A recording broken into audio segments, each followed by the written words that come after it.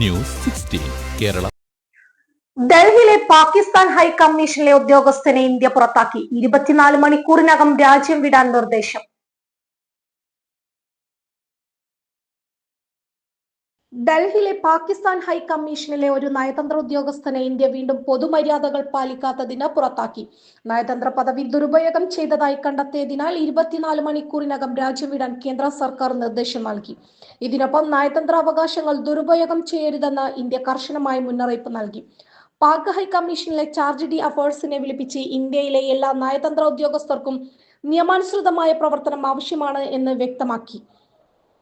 2025 May 13 ഡൽഹിയിലെ തന്നെ മറ്റൊരു പാക് ഉദ്യോഗസ്ഥനെ നയതന്ത്ര പെരുമാറ്റച്ചട്ട ലംഘനത്തിന് ഇന്ത്യ പുറത്താക്കിയിരുന്നു. തുടർന്ന് പ്രതികാര നടപടിയായി ഇസ്ലാമാബാദിലുള്ള ഇന്ത്യൻ ഹൈക്കമ്മീഷനിലെ ഒരു ഉദ്യോഗസ്ഥനെ പാകിസ്ഥാനും പുറത്താക്കിയിരുന്നു. ഇന്ത്യയുടെ നിലപാട് വ്യക്തമാണ്. രാജ്യത്ത് നയതന്ത്ര പദവിയിലുള്ളവർക്ക് അന്താരാഷ്ട്ര മാനദണ്ഡങ്ങൾ പാലിച്ചുകൊണ്ടാണ് പ്രവർത്തിക്കേണ്ടത്. അതിന് വിപരീതമായി പോകുന്നവർക്കെതിരെ കർശന നടപടികൾ ഉണ്ടാവുന്നതാണ്. News 16 news desk. പക്ഷമില്ല, വിവേചനമില്ല. നേരിനൊപ്പം, നാടിനൊപ്പം, നാട്ടുകാർക്കൊപ്പം. News 16 Kerala channel.